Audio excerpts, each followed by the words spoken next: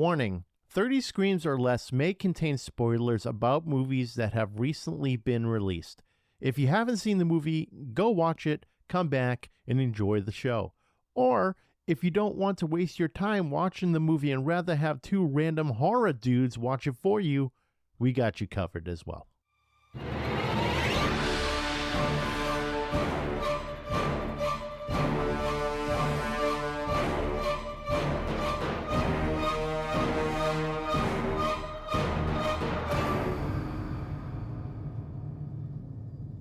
Welcome everyone to 30 Screams or Less, a horror movie podcast where we review horror movies in 30 minutes or less. Today's movie we're going to be talking about is Here for Blood. It can be seen exclusively on Screambox. It's directed by Daniel Turres, written by James Roberts, starring Shawn Roberts as Tom McBannon. I don't know, maybe they're brothers or something. James Roberts, Shawn Roberts, or maybe it's just coincidence. Roberts is a common last name, so. That's true. That is true.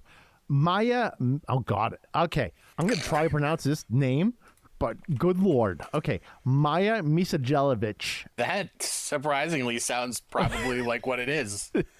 Misaljevic, I'm going to go with that because that really does look that. As Grace and Joelle Farrow as Phoebe. The plot, IMDb got some explaining to do on the plot here. Yeah, so I didn't read it until you pointed it out, and I was like, oh, that's wrong. Yeah, it's very wrong. So, okay, here's IMDb's plot. Peaceful evening between bloody, violent chaos. Masked intruders descend on Tom and Grace's home. The couple fights for their lives. I'm going to paint the picture here for you. So the main character is Tom. You know, he's the main lead, whatever. Grace is a little girl, 7 years old. So they basically are saying that Tom and Grace are a couple, which I think you need to fix that, IMDb, because some people are going to read that, like this guy, and go, that doesn't sound right. That sounds a little weird. Don't think I'll watch that. Too bad this wasn't Wikipedia and we could just edit it. I know. Oh, wait, can you? Ooh, I don't know. Can you? There's an edit button. Oh, damn. You might want to update that. I already wrote one anyways. Maybe just copy pasta that.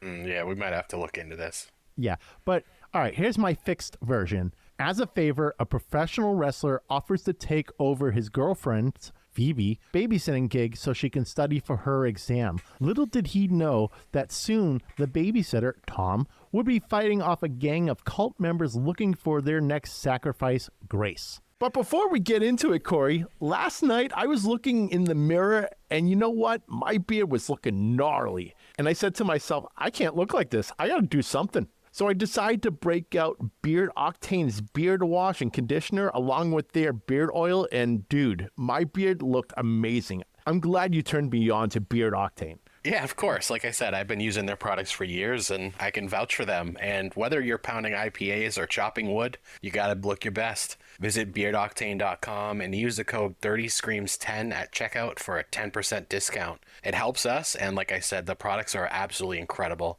They're local too. They're based out of Connecticut. So help them out, support small businesses. We're not just slinging beard grooming supplies. We've been using them for a while. Yeah, we have. With that said, 30 Screams or Less starts now. Corey, what did you think of Here for Blood? So every month we get an email from Screambox like about new movies that are going to be added to the service. And this one came up, Here for Blood. And they were like, hey, you want an early copy of this? And we were like, hell yeah. I read the plot. Right away, I knew we were going to be all over this. It's about wrestling and fucking violence and like blood and gore. And it's a slasher movie. Yeah. Absolutely love this movie. I can't remember the last time I had this much fun watching a movie. Oh, yeah. It's absolutely fun. It's hitting all of our points here. So we love wrestling, right? We love gore, slashers, all that. Cults. All about it, and also heavy metal. Fuck yeah, because you got Dee Snider in this movie as probably the weirdest role I've ever seen him in. Last time I saw Dee Snider in anything, he was Captain Howdy in Strangeland. Have you ever seen Strangeland? Didn't we review it? No, that's Savage Land. Oh, okay, maybe not. Strangeland. Wait, no, I have. It was the one with the piercing stuff, right? Yeah, exactly. Okay. It doesn't hold up well, that's for sure, because of the technology aspect. It's so different now, obviously. Technology has advanced way more, whereas back then it was like all about chat rooms and the camera quality was shit and all that stuff. And they think they still had the dial-up sounds. So, doesn't hold up, but I thought he was a pretty cool killer in that movie. But You know what? It's funny. It's pretty much similar to that of Freddy Krueger, where the whole town lynched him, and then, he died, came back, and now he's Captain Howdy again. That's not the movie we're talking about today. However, his role was a bit absurd. He was just a head. So I'm not going to lie. I remember reading that description about this movie, and Dee Snider was in it. I didn't know Dee Snider, who he played, until the credits rolled. It was like the equivalent of the Venus flytrap, whatever his name is, from Little Shop of Horror. It's like, let me see more. Yeah, I thought I missed something. No. Because I was like, I did not see Dee Snider, and sure enough, all he did was voice a head. Yep. Whatever. Hey, it's on the IMDb, so Yep. I'll fucking take that gig. If I can get on an IMDb just for being a head in a movie, cool. All right. I have to say two things. Fuck yeah. Just copy paste it over and over, whatever. Pin me, pay me. When was the last time Dee Snider did anything relevant anyways? He needed a paycheck. Yeah. I don't know. I think he might have his hands on all sorts of small barroom gig things. Okay. I don't know. Good like, for him. Playing like Angel City Music Hall or something. Like a smaller venue. Like, Him and Corey Feldman are sharing you stages beat together me now. to it. Yes. Yeah, they're going on tour now. Corey Feldman's going on tour at Limp Bizkit, by the way. I saw a funny TikTok of Corey Feldman and his band coming out on stage today, and it said he had his band literally like introduce him to the stage. They tried to get the crowd to start a chant. It was the Return of the King. Oh, And God. then the crowd wouldn't chant, and you could tell that the band was clearly embarrassed. And then Corey Feldman came out and started singing, and he forgot the words, and he told his band to restart the song. Oh, my God. That's a bit much. That's overkill. I really wish I went and saw him in Angel City, but I don't want to give that man a penny. Why? Because, like, what has he done besides play the Goonies? And, like, a couple other minor roles, but, like, what business does he have in music? He doesn't. I think he's just super big on friggin' Michael Jackson, right? Yeah, he is. He's massive on Michael Jackson. Michael Jackson was massive on him. Oh, God. That's what we hear. That's the rumor, is that, there was some fuckery going on there. But he did all sorts of dance moves on stage, whatever. Did you see that show that he was on? It was like one of those Good Morning America type shows. And they had Corey Feldman and the Angels, and he was doing all this weird dancing shit. And it was like, I don't know, dubstep stuff. I'll have to show you because it's fucking absurd. Oh, he did. Okay, Stand By Me and The Goonies and The Lost Boys were pretty much his biggest roles. Yeah, exactly. And then he did like what? Lost Boys 2, Lost Boys 3, Lost Boys 4. Teenage Mutant Ninja Turtles. He was voicing that, right? So, yeah. we went way off topic here. And We've you been know what? talking It's about fine. Corey Feldman for 20 minutes. That's fine because I didn't even hit the timer anyways. Oh, great. Now it's 30 Screams or Less starts now. Okay. So Dee Snider, he's a talking head in this, has two things. Actually, he might have said three things, but that's about it. We see immediately, wrestling's going on. This is the main character. The dude is jacked to fucking shit. He is massive. So the middle of the movie, I was like trying to compare him to someone, and maybe it's the middle of the movie, I figured it out. He was a cross of Roddy Piper and Brian Cage. Yeah, I could see that. Absolutely. Like, roided out and the attitude of Roddy Piper. Yeah. I would say he's almost as big as Cage, right? Nick Cage? No, we're getting wrong. Wrong Cage. Wrong Cage. No, Nick Gage, different wrestler. I'm getting my wrestling mixed up, man. Brian Cage. Nick Gage and Brian Cage are very different. Yeah, one's a G, one's a C. Got it. Brian Cage versus Christian Cage in a cage. Oh, God, can you imagine? Just all battle for the ages. With Nick Gage. Yep. As a special guest referee. Exactly. Just all the gauges. Yeah, Nicolas Cage. With Nicolas Cage as Brian Cage's manager. Yep. Just all the cages and gauges. Cage. Gage. In a cage. That would be a great billboard. Oh, man. Sells itself. Tony Khan is missing out on money here. He just needs to listen. And he'd be like, I like that idea. And then next week on Impact, I almost said. You did. I almost said Impact because I'm like, I don't know. I always like to say, what's so-and-so doing in the Impact Zone? Nick Gage in the Impact Zone. Nick Gage is in the Impact Zone. Okay. So, yeah, this guy's massive. He looked familiar to me. I couldn't figure out where the hell he was from. But turns out he was in the Resident Evil movies. He played Wesker. Oh, shit. He's just Did you know that? No, I didn't, because He's like 4 sizes bigger than he was in Resident Evil now, so... Yeah, I noticed. He didn't look that ginormous in Resident Evil, so I couldn't place him. I was just like, is this guy new? I don't think I've ever seen this guy. And probably because as Wesker, you have your, the glasses on the whole time. You wear like all black, things like that. So you can't really tell it's him. I mean, all you can really see is like mouth, forehead, right? And hair. So Yep. I couldn't really tell it was him. So I'm just questioning the whole time, like, I've never seen this guy before. Clearly I have, because I've seen all the Resident Evil movies. Are they all good? No. First one's okay. I don't think I watched all of them because, was it after the third one, they started getting bad. Yeah, it jumped in the shark a little bit. It started going a little apocalyptic. Well, it was always apocalyptic anyways, right? Yeah, so first one was good. It was fun, but it was like references to Resident Evil as opposed to it being kind of a like retelling, Yeah, so side note, they did, when I was on our cruise last week, we went to movie trivia one night, and what they did was they named like an actor and actress. They named 3 movies that they were in, and you had to guess who the actress was, or actor was. One of them was Misaljevic, and because they said like she had orange hair and she killed like undead people.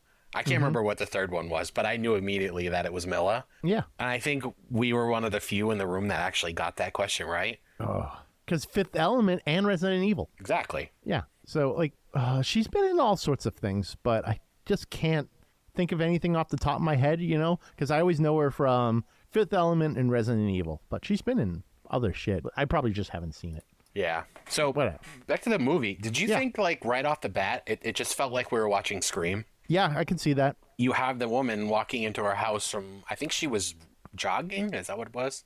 Yeah, she was jogging. And So she was jogging and she goes in the house and she goes upstairs to like take a shower, and then Sting appears. Stang. We're calling him Stang because he's Stang. like a dollar store Sting. Like, why is this guy wearing a Sting mask? He's literally like NWO Sting. He has long hair. He has a very, very similar mask to what Sting had his face paint as. Yeah. And he has a leather jacket on that's completely unbuttoned and no shirt underneath. And he's also ripped. Yeah, they are all fucking ripped. Everyone in this movie other than like the parents are like fucking ripped. Yeah, everyone lives at fucking Planet Fitness in this movie.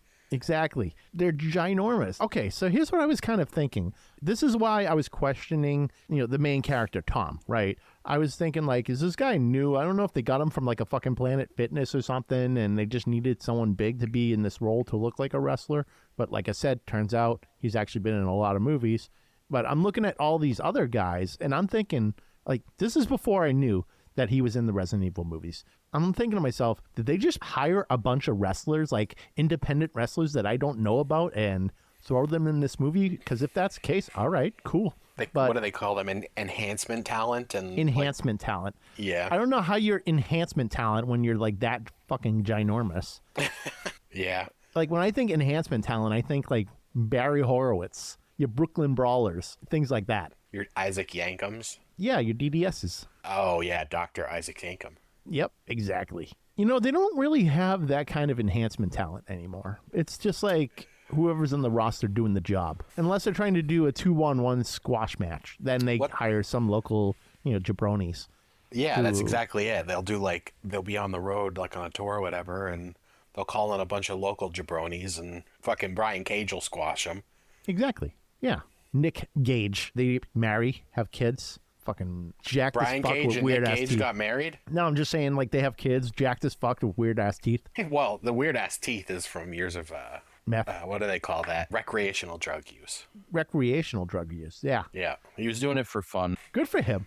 He's just like, yeah, fuck it. I do it for fun. Whatever. He's a maniac, that one. Oh, I know.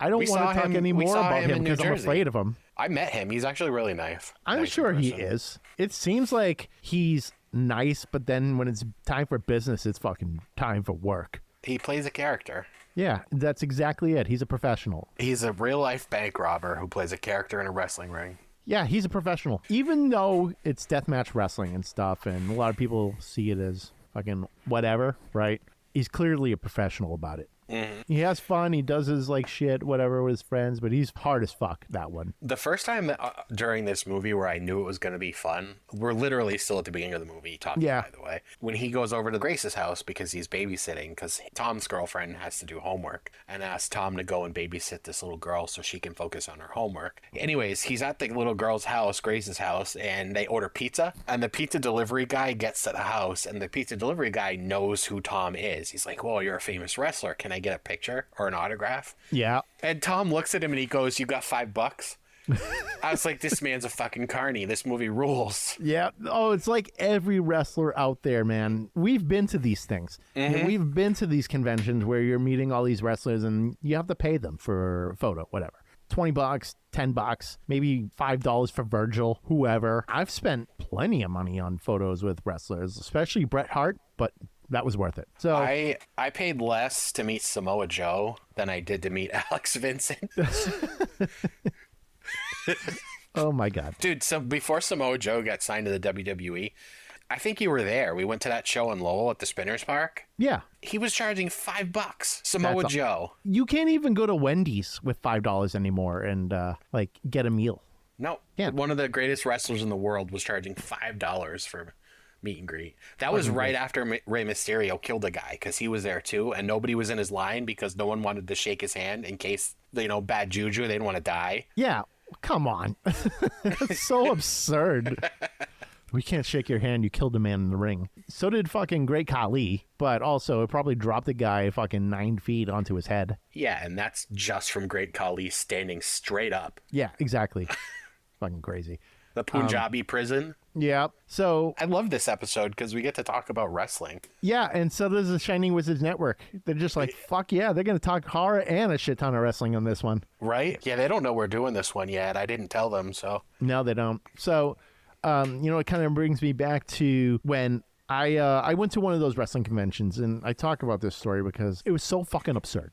It was unbelievably ridiculous, Corey. I was at this convention, and all these wrestlers there were like my dad, my brother, and I. We met Bret Hart. It was the weekend of WrestleMania in Philadelphia. No, correction, New Jersey. Yeah, right? it was WrestleCon. I was there. Okay, yeah, WrestleCon. So I took a wide photo of the room. Right, I wasn't even getting anyone in the shot. You couldn't make out anyone, any wrestlers. And standing in the corner, whatever.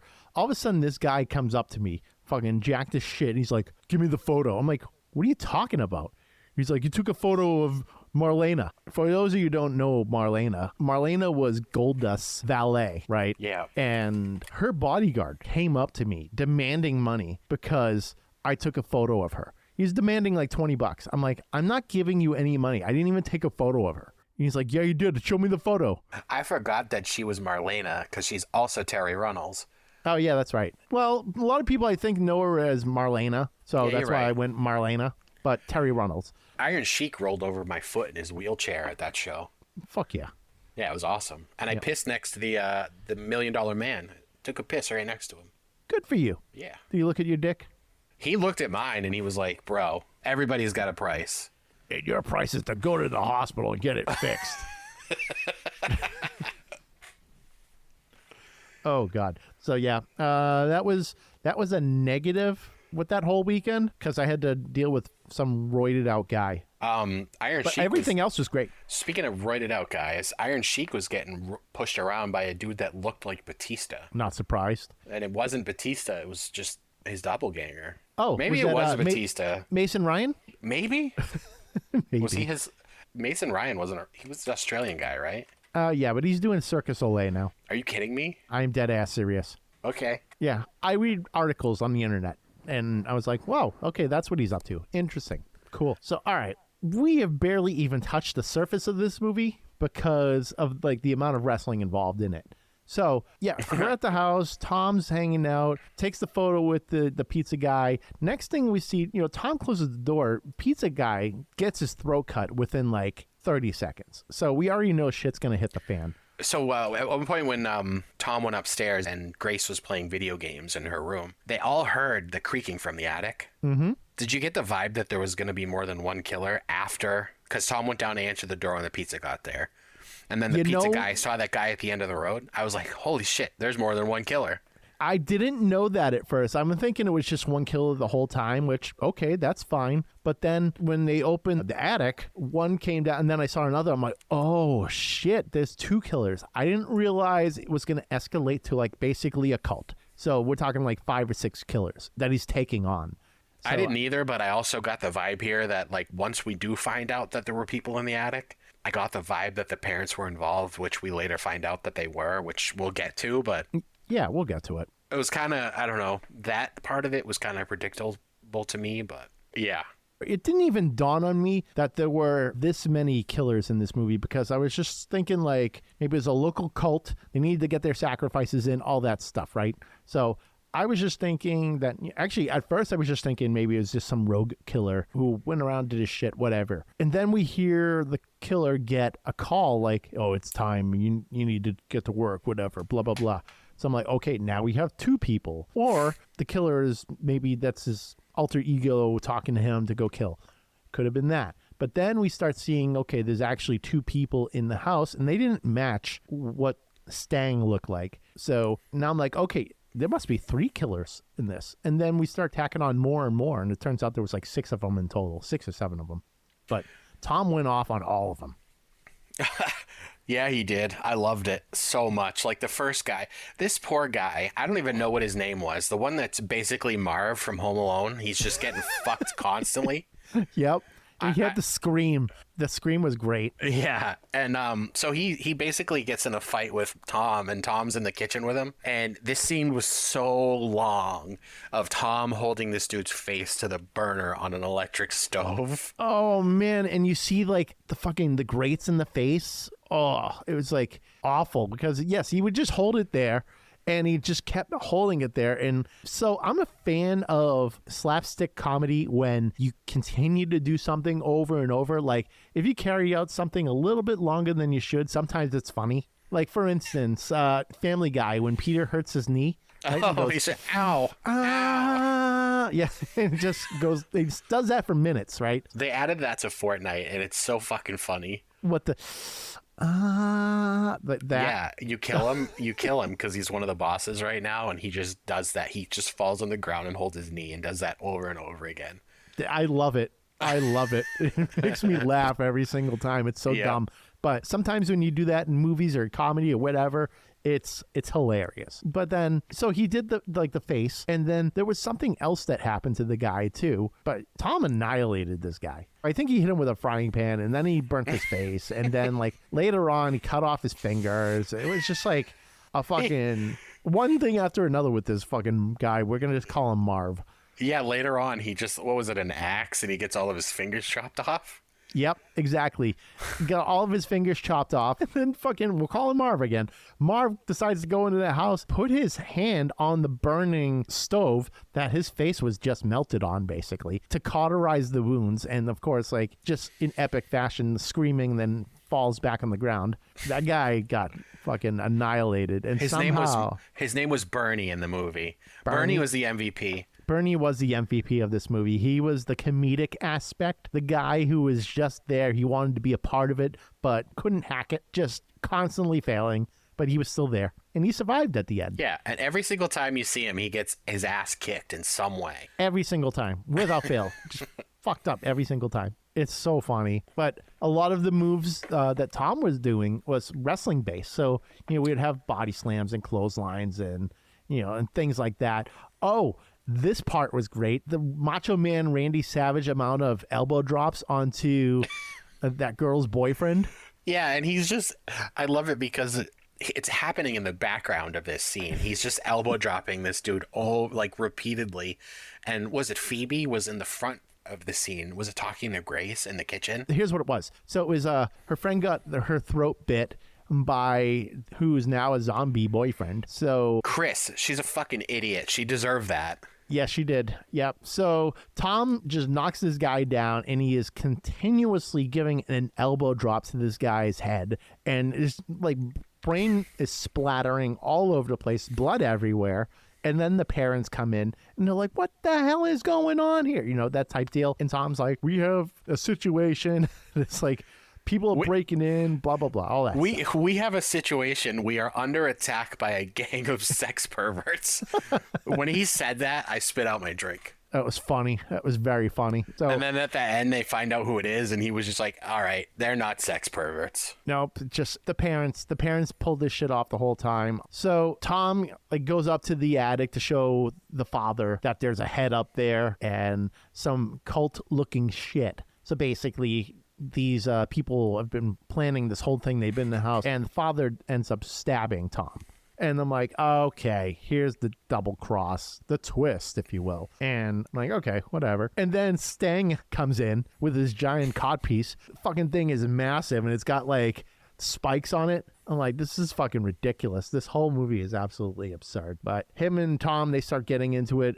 Grace stabs Stang. Tom beats the shit out of him, kills him, and then just continues on to fucking beat the other guys up. Oh, by the way, I didn't even talk about one of these cult members had such a cool mask. It was upside down. Yeah. Yeah, that thing was really cool looking. And yes, it did have Scream vibes with that. Yeah, it was basically like an upside down Scream mask, but they modified the mouth a little bit.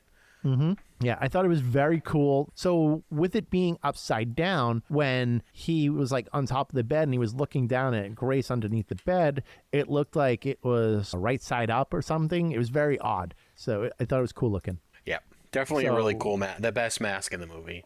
I would say so. Yeah, definitely the best mask in the movie. Okay, so at this point, Tom is trying to go get Phoebe because the parents took Phoebe to the barn, and this is some weird culty shit happening. Apparently, there's like these ancient ones or whatever that they have to keep sacrificing people to in order to save the world, because if they don't, they're going to come out, raise hell, everyone's going to die, all this stuff. So now it's this whole Tom needs to save the world type deal. So he gets in this fight with Corey. This is what I was talking about, is this guy is fucking ginormous. Yeah, he was like a Viking, basically. Yeah, you know who he looked like? One of the Pitbull. Remember from ECW? Yeah, the tag team, right? Yeah, like Pitbull number 2. Yeah. Yeah, like where he's like bald and jacked as shit. Kind of looked like that. I wonder if that'd be hilarious if it was. Yeah, I don't think so. I think he's probably a little too old for that. But he was jacked as shit. Oh, is it? So I'm looking at the IMDb. His name was Marc-Andre Belanger. The character's name was Meat. That makes sense. And he was in Bad Santa 2. Oh, no shit. Okay. So they all had like some modest roles. Yeah, we'll call it that. Was it Goon number 2? Goon? I'm just saying, like, what was his role in that? The Sean Scott movie? No. No, I'm saying, what was his, like, role in that movie? You know how they say Goon number 3 or whatever? So it's actually kind of close. Hospital patient number 10? Tattooed jail dude. Okay. All right. I was tattooed jail dude. Yeah. I'm an actor. You couldn't even have given him a name. They're assholes. Fucking too much to remember. Okay, tattooed jail guy, dude. Yeah, your turn. Tattooed jail guy. It's your scene. Get on set. Yeah. Do some jaily shit. Cool. Sold. Done. All right, next. Awful. I hate it.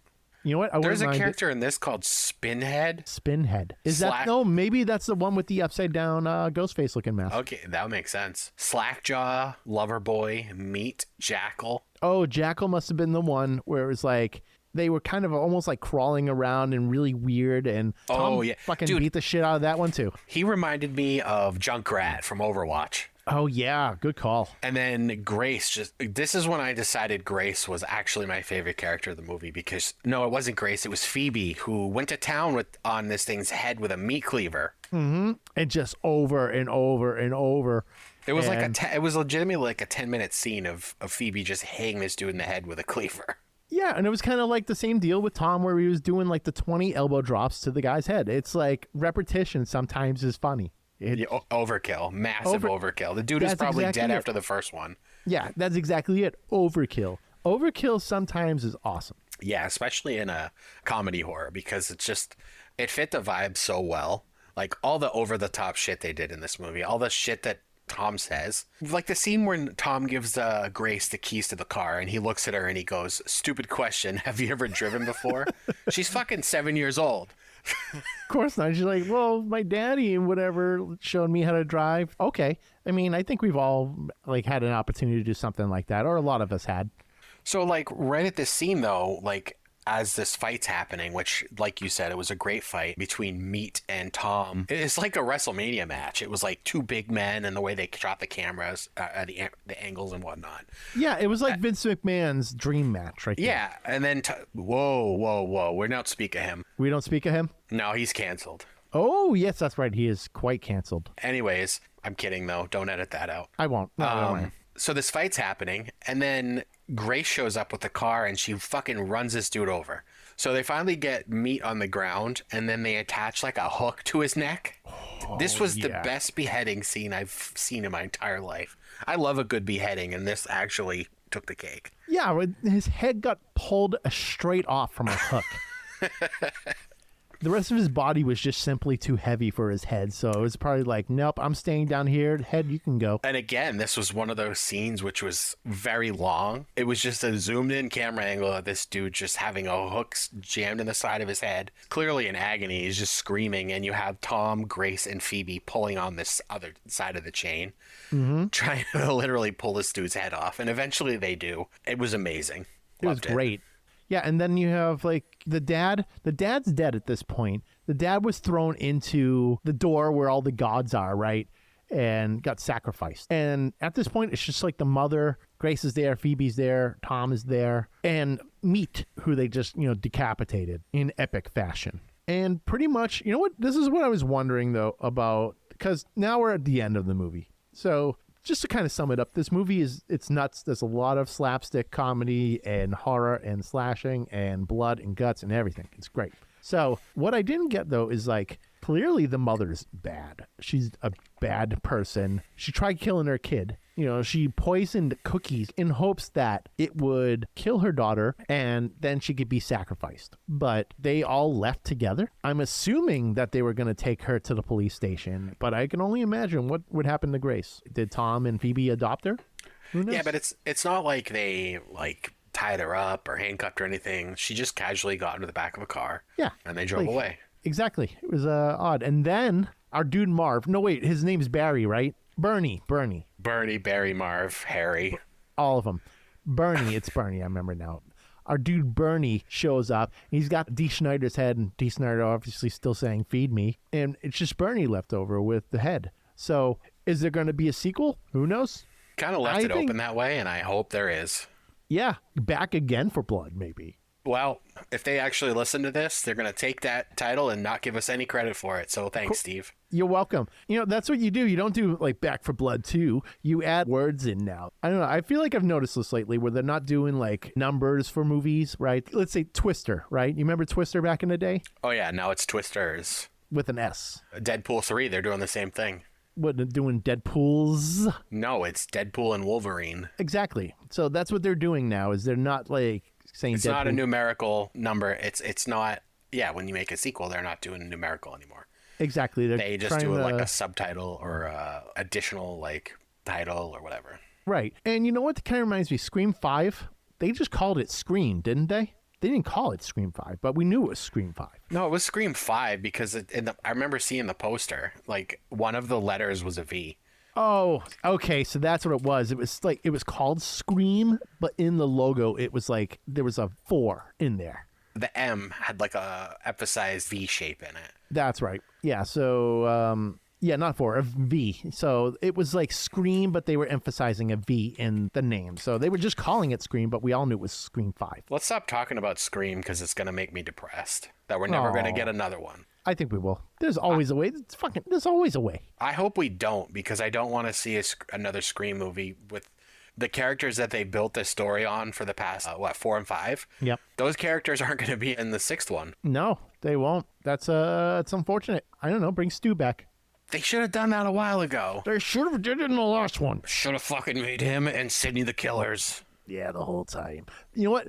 I want Sidney to be the final Ghostface. You know what they should do? Because Melissa Barrera and Jenna Ortega aren't in the movies anymore, they should fucking give the money they saved off of those two and give it to Neve Campbell. Yes. Just so we get a final one with her as the killer. Fuck yeah. And then just end it. That would be the ultimate, what the fuck? You just undid the whole entire franchise. So fuck Miramax, if you're listening to this, take our advice and do that. Miramax, that one's free. You can have that. Yeah. Back Again for Blood. I want a few bucks for that. No. They don't even need to pay us. No, you know what? Just mention us. Like in the movie, have like a Tom on a podcast or something, and it'd be like 30 size or less or something stupid. Or better yet, have Miramax give us Nev Campbell for an episode so we can interview her. There we go. I like that. That's all we want. That's it. That's all we want. And then she'll play off like she's the damsel in distress, all that type deal, like she did in all the Scream movies. She'll play that role with us. And then we'll just know. We'll know that she's Ghostface the whole time. Actually, you know what? It's going to take more than that, Miramax. We want Courtney Cox, too, we want both of them at the same time for a joint interview. That'd be insane. David Arquette, too. Fuck it, even though you killed him for no reason. We don't know that. There was no funeral. All right, fine. He just got stabbed in a hospital, and we watched him die and bleed out. That's fine. Yeah, he went into witness protection. Oh, okay. That's movie magic within a movie. Movie magic in a movie. Exactly. You know, go into witness protection, faked his own death. That way he can protect Sydney from afar. Just like that. I just rewrote Scream for you. You're welcome. And get them all back. I don't know. I think we're doomed. The Scream You think franchise. So? Oh, yeah. Yeah, I think we're in trouble. Hey, did you see Skeet Ulrich has a new show? I didn't. He is a nice guy, by the way. I met him. He's a good dude. It's with that guy from This Is Us. Oh, okay. You know that show? Yeah. I've never watched This Is Us, but have you watched it? Oh, yeah, it's great. I love This Is Us. Oh, okay then. I'll admit it. I don't give a shit. Yeah, I know you don't give a shit. Did you watch it on your own accord, or were you sucked in from Joanne? By the way, I made that up. He's not actually in it. I should have checked his IMDb before I said that. Oh, I thought I saw him in the trailer. But no, Joanne and I watched it together. This Is Us is great. I don't give a fuck. All 37 seasons of it. Oh, okay. 37? Good fucking lord. Not really. There was this feels like a long show. I don't remember how many seasons it was, actually. Hey, did you know that we were talking about a movie originally? I think we've been ranting for like 20 minutes on something else. Yeah. For a movie we loved so much, we talk about a lot of shit not related to this movie. Yeah, you know what? I think I just don't want to give away a lot of the movie because it's that damn entertaining. Yeah, it was a fantastic, like, it had everything. Yeah, if you love wrestling and you love horror, like, watch this shit. If you don't love those things, just watch it anyway. It's great. It's entertaining. It's campy. It's cheesy. It's well shot. The gore is great looking. Oh, God, there was one part, Corey, where it was so over the top. And this is actually going back to Overkill again, right? Where they cut off one of the cult members' heads, and it was just squirting blood everywhere, all over Phoebe. And then it stopped. And then it started back up again, squirting all over her again. It was so absurd. It's like half the budget went to the blood for that scene. Mm-hmm. It was ridiculous. It was everywhere. There was no need for it to be that bloody, but it just kept going and going. It was great. So, Corey, what do you give it? This is 5 out of 5 dead kids for me. Again, another 5 out of 5. This might be the best low-budget film that I've honestly ever watched. It had wrestling, gore, comedy, a few of my favorite things ever. I know you love those things too. Yeah. Definitely inspired, I think, by the original Evil Dead, and it had a lot of original parts, and definitely the most fun I've had watching a movie in a long time. Like, bravo Screambox, bravo whoever made this movie. It actually came out in 2022, but I don't know if they just couldn't get anyone to show it. Yeah, because it just came out on last week on streaming, I think. Yeah, something like that. So, 5 out of 5. I feel the same way. I honestly can't think of anything bad about this movie. Wrestling, gore, heavy metal, cults, horror, comedy. I mean, like I said, it checked all the boxes. It was a fun slasher comedy, entertaining all the way through. I was initially going to go with a 4 out of 5. It's because we've just been handing out 5 out of 5s like candy lately. You're right, but like if it's a 5 out of 5, I'm not going to skimp on the rating just because we've been giving out a lot. We got to watch a shitty movie. Yes, please. But the movies that we have planned, they actually look decent. So we're like, all right, maybe we need to watch something that's actual dog shit. And send us your worst recommendations. Yes, fucking send us your worst. We want to watch them and we want to review them because we need a palate cleanse. Been watching too many good movies. We need to you need to watch something bad to really truly appreciate the good. Yeah. Exactly. So send us something absolute dog shit. It's been a while. So I can't think of anything bad about this movie. So 5 out of 5 for me too. I thought it was great. But let's think of something that's truly dog shit. See if we can find anything because, yeah, we need a palate cleanse. Well, that's the thing. We're watching movies you've never seen before, so we don't know if it's shitty. That's why we need recommendations. We want a shitty movie. Tell us a fucking terrible movie. Please tell us about the fucking worst movie you've seen as of late and let us know because we want to watch it and we want to review something horrible. Yeah, and not Smile because I don't want to watch that again. No, and I didn't hate Smile. It was just whatever. They're making a sequel, so. I won. Yeah. Smile again. Smile part deux. Part deux. So, yeah, give us your worst. We want to see it. I want to be able to rate a movie a negative 10 out of 5. That's what I want. 10 out of 5? Negative 10 out of 5? That's what I want. Whoa. Okay. Give me you the should worst. watch Skinamarink then. Oh, God. Yeah, I watched it once, Oh. and I think I just wasn't in the mood for it because it was like late at night, and I'm sitting there, I'm like fucking cross-eyed, tired, watching it, and it's just, I don't know, hour and 20 minutes of silent film. Of a fucking kid's telephone. I'd never want to watch that movie again. I'm not. Yeah. If you want to review that, you're on your own. No, I'm good. I watched it, and I was like, I'm bored as fuck right now. Yeah. I almost turned it off, but at that point, I was like committed. People loved it too. So a bunch of kids in a house with no windows. They're just like, they wake up, their parents are gone. Yeah, it's like Home Alone in the dark. Yep. So that's what that was. And it was, I don't know, it just felt like some sort of art project deal where it's like, I want to be fancy and have like just weird camera angles and no audio and nothing. It's like an art school project. Trash. I don't know. I don't like it.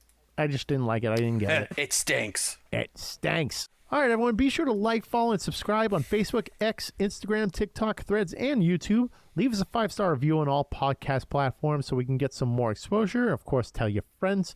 Both our intro and outro music are courtesy of Andrew Scott Bell. Be sure to check out Andrew on all major streaming platforms. And if you see Winnie the Pooh, Blood and Honey on vinyl in the wild, be sure to pick it up. We're also part of the Shining Wizards Network. Be sure to visit shiningwizardsnetwork.com. They're an awesome podcast network ranging from wrestling to heavy metal, horror, all that good stuff. So check that out. Visit 30screamsorless.com for all previous episodes and transcripts to go with those episodes. Also, check out beardoctane.com for their whole line of grooming supplies. And be sure to use the code 30screams10 at checkout for 10% off your order. And if there's anything you want us to review, send an email to 30screamsorless@gmail.com or hit us up on social media. Use hashtag 30screamsorless. And also, we have some awesome merch for sale on our website, so definitely check that out. If you go to our website, at the very top, there's a shop link. Click that link, and you'll see all sorts of shirts, hats, mugs, things like that. If you buy it, it helps going towards our hosting costs. All right, everyone, I'm Steve. I'm Corey. And thanks for listening to 30 Screams or Less. And don't forget to drink your beans.